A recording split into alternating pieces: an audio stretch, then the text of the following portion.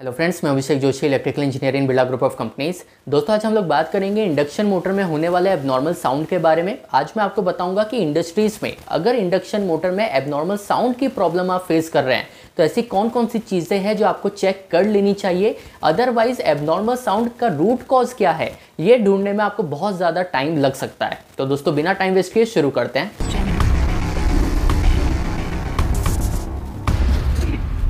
दोस्तों, मोटर में जो एबनॉर्मल साउंड की प्रॉब्लम हमें फेस करनी पड़ती है, इसके बहुत सारे रीजंस हो सकते हैं, पर बेसिकली हम इसको दो कैटेगरी में डिवाइड करेंगे। कुछ तो होते हैं मैकेनिकल रीजन। मैकेनिकल साइड से भी ऐसी बहुत सारी चीजें होती है जिसका रिफ्लेक्शन आपके मोटर पर पड़ता है और उसके वजह से आपको ऐसा लगेगा कि मोटर से एबनॉर्मल साउंड आ रहा है, जबकि उसका जो रूट कॉज है वो मैकेनिकल साइड होता है। दूसरा होते हैं इलेक्ट्रिकल रीजन। इलेक्ट्रिकल साइड से भी कुछ रीजंस ऐसे होते हैं जिसके वजह से आपके मोटर में एबनॉर्मल साउंड की प्रॉब्लम स्टार्ट हो सकती है। तो आज हम इन दोनों चीज़ों को देखेंगे कि मैकेनिकल रीजंस कौन कौन से होते हैं और इलेक्ट्रिकल साइड से ऐसे कौन से रूट कॉजेस है जिसके वजह से एबनॉर्मल साउंड की प्रॉब्लम आपको फेस करनी पड़ती है। तो दोस्तों, सबसे पहले बात करते हैं मैकेनिकल रीजंस की। देखिए, जब भी हम लोग मैकेनिकल रीजन की बात करते हैं तो सबसे पहला पॉइंट तो आता है मिस अलाइनमेंट। मिस अलाइनमेंट का मतलब ये है कि मोटर और गियरबॉक्स को आपस में अलाइंड किया जाता है। अब आपके मोटर और मोटर का जो गियरबॉक्स है, इसके अलाइनमेंट में अगर कोई प्रॉब्लम है तो उसके वजह से आपके पूरे सिस्टम में एबनॉर्मल वाइब्रेशन की प्रॉब्लम भी क्रिएट होगी और एबनॉर्मल साउंड की प्रॉब्लम भी आपको फेस करनी पड़ेगी। तो सबसे पहली चीज़ तो ये होती है कि अगर मोटर और मोटर का जो गियरबॉक्स है, इसका अलाइनमेंट अगर सही तरीके से नहीं होता या रनिंग कंडीशन में बहुत टाइम से अगर मोटर का मेंटेनेंस नहीं हुआ है, प्लांट को शटडाउन नहीं लिया गया है, तो उस कंडीशन में, रनिंग कंडीशन में भी बहुत बार मोटर और गियरबॉक्स का अलाइनमेंट चेंज हो जाता है, अलाइनमेंट मिसबैलेंस हो जाता है, जिसके वजह से मिस अलाइनमेंट के वजह से आपके मोटर में एबनॉर्मल साउंड की प्रॉब्लम आपको फेस करनी पड़ती है। तो इसीलिए मैकेनिकल साइड से अगर हम लोग बात करें तो मिस अलाइनमेंट एक ऐसा पहला रूट कॉज है जिसके वजह से आपके पूरे सिस्टम में एबनॉर्मल साउंड की प्रॉब्लम आपको फेस करनी पड़ती है। दूसरा मैकेनिकल रीजन होता है प्रॉब्लम इन गियर बॉक्स। देखिए, जब भी हम इंडस्ट्रीज में कोई मोटर लगाते हैं तो मोटर के साथ हम लोग गियर बॉक्स भी कनेक्ट करते हैं। अब आपके गियर बॉक्स में अगर कोई प्रॉब्लम होती है तो उसके वजह से भी आपके पूरे सिस्टम में एबनॉर्मल साउंड की प्रॉब्लम क्रिएट होती है।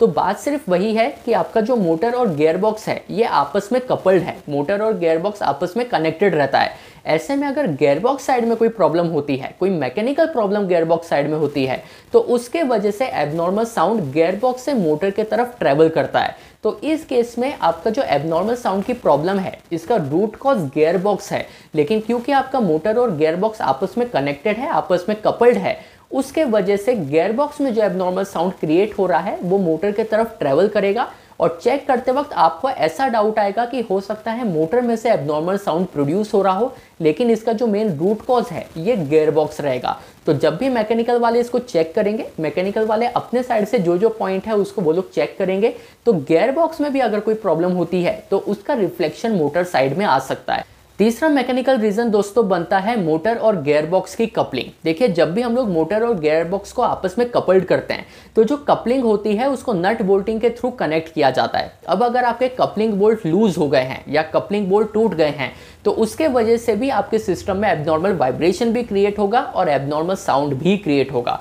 तो अगर आपके मोटर में एबनॉर्मल साउंड की प्रॉब्लम आप फेस कर रहे हैं तो मैकेनिकल साइड से ये 3 कॉमन रीजन है जिसके वजह से आपको तो ऐसा लगेगा कि ये एबनॉर्मल साउंड मोटर के तरफ से आ रहा है, लेकिन इसका जो रूट कॉज है ये मैकेनिकल साइड होता है।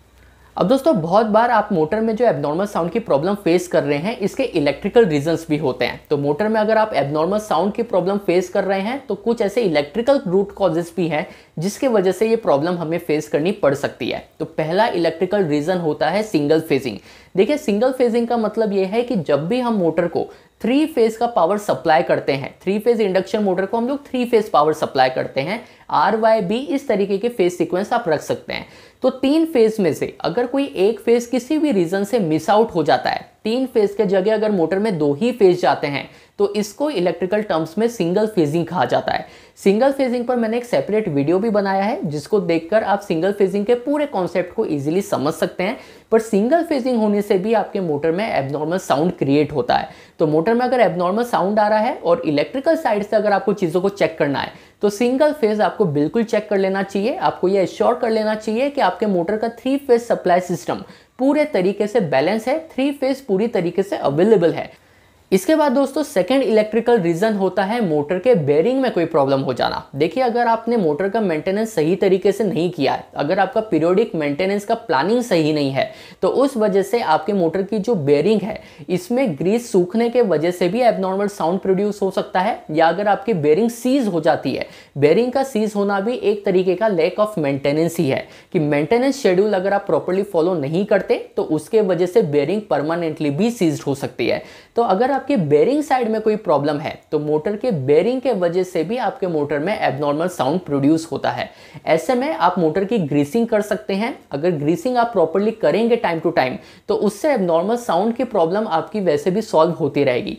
पर अगर आपकी बेरिंग पूरी तरीके से सीज हो जाती है तो उस केस में आपको मोटर को ही रिप्लेस करना पड़ेगा, या सेम मोटर को आप बेरिंग रिप्लेस करके भी यूज कर सकते हैं, लेकिन उस केस में आपको एक ब्रेकडाउन जरूर फेस करना पड़ेगा। इसीलिए अगर आपको मोटर को एबनॉर्मल साउंड या एबनॉर्मल वाइब्रेशन से दूर रखना है तो बेरिंग का पीरियोडिकली ग्रीसिंग होना बहुत जरूरी है और ओवरऑल आपकी मोटर की मेंटेनेंस शेड्यूल पूरी तरीके से ठीक होना चाहिए। तीसरा इलेक्ट्रिकल रीजन दोस्तों होता है मोटर के एंड कवर पर लगा कूलिंग फैन। देखिए, जो भी इंडक्शन मोटर्स होती है उसके बैक साइड में, नॉन ड्राइव एंड साइड में कूलिंग फैन लगाया जाता है। इस कूलिंग फैन का काम यही होता है कि मोटर की वाइंडिंग को सफिशिएंट कूलिंग प्रोवाइड करे। पर इस मोटर के बैक साइड में, नॉन ड्राइव एंड साइड में जो आप एंड कवर लगाएंगे, मोटर का जो फैन है उसके ब्लेड्स अगर इन एंड कवर को टच करते हैं तो उसके वजह से भी आपके मोटर में एबनॉर्मल साउंड क्रिएट होता है। इस तरीके की प्रॉब्लम को रेक्टिफाई करना सबसे आसान होता है, क्योंकि जब भी आप मोटर के पास जाएंगे इंस्पेक्शन करने तो आपको ये तुरंत समझ में आ जाएगा कि मोटर का जो एंड कवर है उस पर आपके मोटर का जो कूलिंग फैन है ये हीट कर रहा है, जिसके वजह से आपके सिस्टम में एबनॉर्मल साउंड की प्रॉब्लम आ रही है। तो दोस्तों, ये कुछ पॉसिबल रीजंस थे जिसके वजह से 3 फेज इंडक्शन मोटर में एबनॉर्मल साउंड की प्रॉब्लम हमें फेस करनी पड़ती है। अगर आप एबनॉर्मल साउंड की प्रॉब्लम फेस कर रहे हैं तो ये चेकलिस्ट जरूर आपको चेक कर लेनी चाहिए। इन्हीं में से कोई एक रीजन होता है जिसके वजह से एबनॉर्मल साउंड क्रिएट होते हैं। तो दोस्तों, ये वीडियो अगर आपको पसंद आया हो तो चैनल को सब्सक्राइब कीजिएगा। मैं आपसे मिलता हूँ कल ऐसे ही इंटरेस्टिंग टॉपिक के साथ। तब तक अपना ध्यान रखिए। Good bye.